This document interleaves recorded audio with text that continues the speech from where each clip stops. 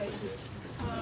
I want to share with you about, to tell you about Daniel Filippelli, a friend, a very good friend of our parish and of ours.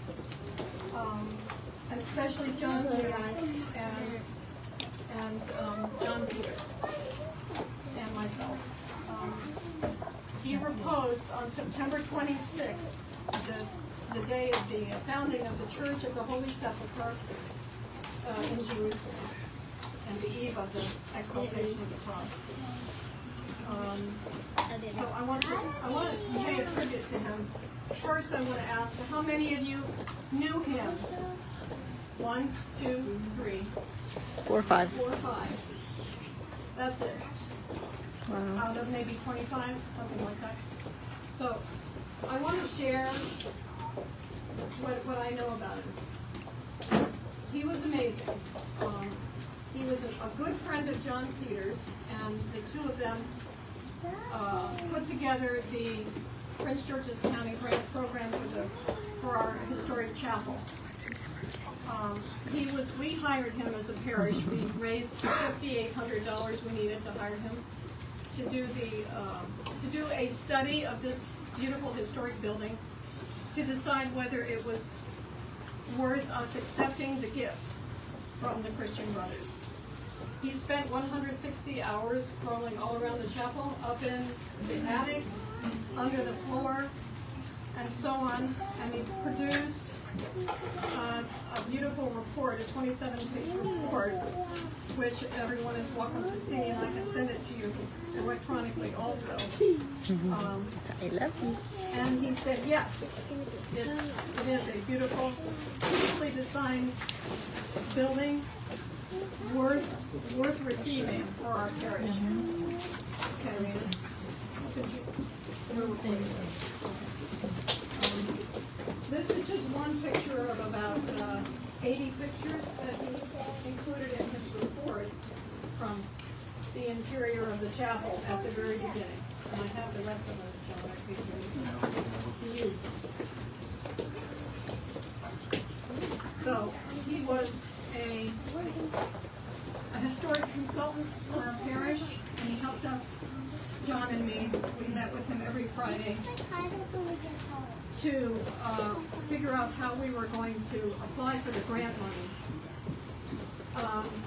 We knew that we had $5,000 to pay him for consulting, and since he was a really high-class expert, we told him, we have $5,000 to pay you for your consulting. Please bill us, and once we've used up the $5,000, we'll be done. Well, after we paid him for the initial study, he never billed us again. We met him week after week, right, John? For many years, on Fridays at 10 o'clock. That was the Filippelli meeting. He came up here a few times, and he got to see some of the restoration that we had done on the chapel. And a picture of him with John is going to be in our 2024 calendar. He was an ex-Catholic, a non-practicing Catholic. But after a while, he wanted to be on our mailing list at church, so he was. And he would periodically, he would respond to the messages about so he participated in our parish life to that extent, to quite an extent, actually. And though he never became Orthodox, not long before he died, with his permission, I mailed him in South Carolina, where he was living, a copy of Russia's Catacomb Saints, which is the book that initiated us becoming Orthodox, my family. It's very, very inspiring. By then, his heart was so weak, he couldn't even hold the book. He was sitting in a chair, and he had something rigged up so that he could read the book, and he was amazed by this book. He sent out a note about it to his friends. He had a mailing list. His non-Orthodox friends. I want to read you a few things that he said. Now, we are reared with the belief that we should and must pray for the souls of both those who do good and bad things in life. What a most difficult challenge it is to pray for the souls of those who do the most harm to others. Almost forces us to be supernatural, if you get my drift. Daniel. Another note from him. Christ is risen. This is much more and far outweighs any consideration of a global nuclear holocaust. Another message from him. That's quite cool. I am emailing you to recognize you and the Russian Orthodox Church in America for being perhaps the last remaining and durable true Christians and children of God. I told our spiritual father about this, and he agreed. He says, this constitutes Daniel's confession of faith, just like the centurion at the cross. Truly, this was the Son of God. I actually believe he's with us today in church. 11 days before he died, watched one of those wee hour in the morning shows. This one was about the sites of the Holy Sepulchre and the crucifixion of Jesus. And his last message, when I sent out a request for people to teach Sunday school for the little kids, dear Matushka, Deborah, I would think that you would have lots of volunteers for this enjoyable task opportunity to provide lessons to youngsters. And he loves children just as John Peter loves children. I especially liked your description of children as knowing that there is a God.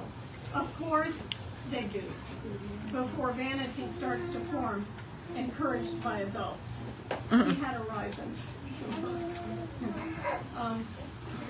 And I apologize to him for the noise the kids were making on some recording that he listened to. Yes, the joyous chaos of little children. What a treat for those without children. And his theology. Thinking of you both often as the current state of affairs continues a rapid decline into the worst of humanity throughout history. It is obvious that some evil has spread across the globe as it has in the past. Perhaps this is a harvest season by Satan. In fact, it is my opinion. Another one. Notice the very strong similarity between ascetics and those individuals who punish/deprive themselves to achieve physical achievement goals. Both require the subordination and redirection of the will.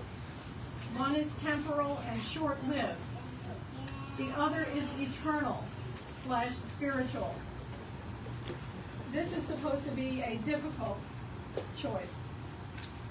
He's talking about taking the kingdom of heaven by force.